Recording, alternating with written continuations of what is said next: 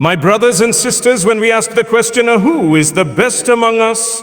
It is important that we don't answer it from our own limited perspective, but instead we turn to the one who created us all. Allah, the most wise, the most just. Because the standards of this world and the standards of the hereafter are not always the same. People may consider someone successful because of their wealth, their fame, or their influence. But in the eyes of Allah, none of that determines your value. What truly matters is what lies within your heart and how conscious you are of your Lord.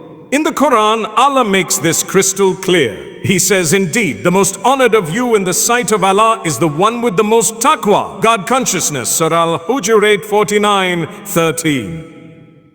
This is not a vague idea. This is divine guidance. The best among us is not the one who has the biggest house, the fanciest car, or the largest following. The best is the one whose heart beats with the remembrance of Allah, the one who fears displeasing Him even in private. The one who avoids sin, not because someone is watching, but because they know Allah is always watching. Taqwa is not something you can wear on your sleeve or post about online. It's something that resides deep within the soul. It is the feeling that holds you back from disobedience and pushes you forward towards obedience. It's what makes a person lower their gaze when temptation is in front of them. It's what makes a person speak the truth, even when lying would be easier. It's what makes someone forgive others even when they have every right to seek revenge. That is what makes someone beloved to Allah. Today people want to be known. They want to be praised, validated, recognized. But Allah says the truly honored are those who carry taqwa. Those who might be unknown to the world, but their names are known in the heavens. They are not obsessed with their image in front of people. They care more about how they appear in front of Allah. That is true success. That is true greatness. Think about it. We may not know the names of certain people who are closest to Allah. They might be the ones sweeping the masjid floors, the ones quietly giving charity, the ones who wake up in the last part of the night to cry before their Lord while the rest of the world sleeps. They are not making headlines, they are not trending, but they are the best of people because their hearts are connected to Allah. Taqwa transforms how we behave. When you have it, you begin to measure your actions differently. You ask yourself, will Allah be pleased with this? You don't do things just because others are doing them. You don't seek the crowd's approval anymore. Your life becomes more about purpose than popularity. Even when you slip, and you will slip because we are human, your taqwa brings you back. It doesn't let you feel comfortable in sin. It humbles you and reminds you to seek forgiveness sincerely. That level of awareness is a sign of strength, not weakness. Taqwa doesn't mean you're perfect. It means you're striving. It means you're constantly aware.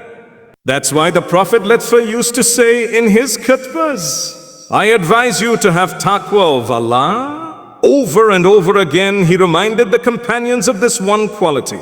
Because with taqwa, everything else falls into place. Your worship becomes sincere. Your dealings become honest. Your heart remains clean. And your path becomes illuminated. If you want to know whether you are among the best, don't look at your status. Don't count your followers. Ask yourself, when no one is watching, do I still do what pleases Allah? When I am alone, is my character the same as when I'm in front of people?